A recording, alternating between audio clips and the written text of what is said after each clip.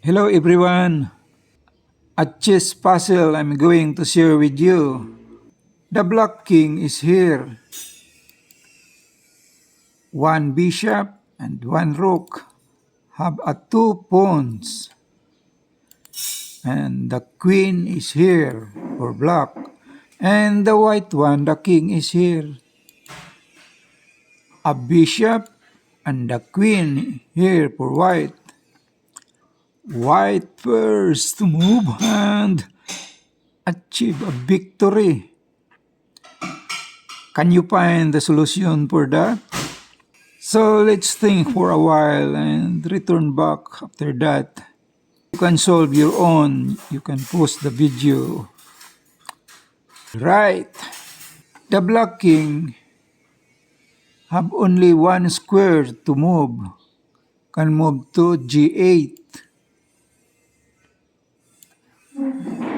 We have noticed that the pawn for the black here for promotion like that direction. For example, he make a check. Bishop takes bishop, check. Then king takes bishop. If he make a check here, check. King to f6. So there is no mate in that. Is not that solution okay? Return back to the position like that.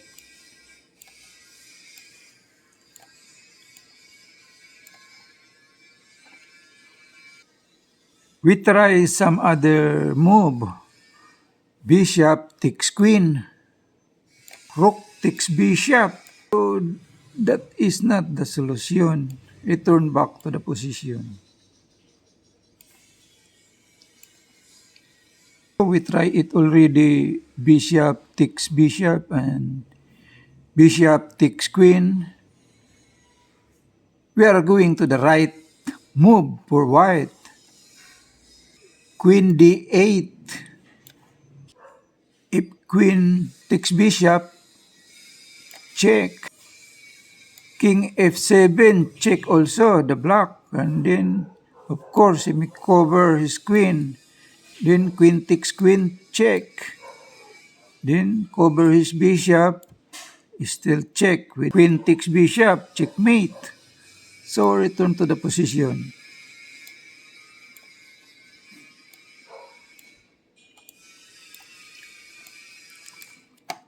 The first move for the white,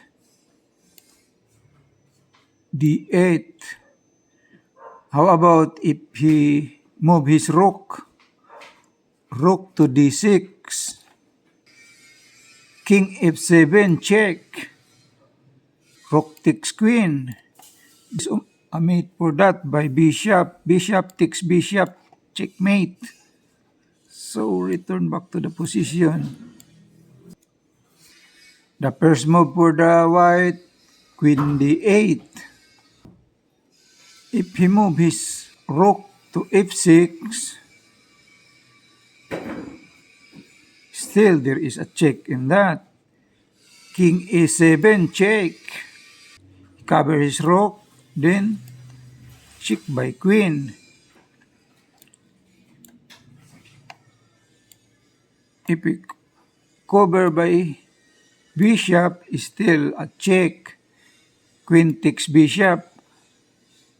Cannot capture his rook because there is a bishop, open check. So that is the right move. If you haven't subscribed to my channel yet, please subscribe it to be updated on my upcoming videos. Thank you for watching.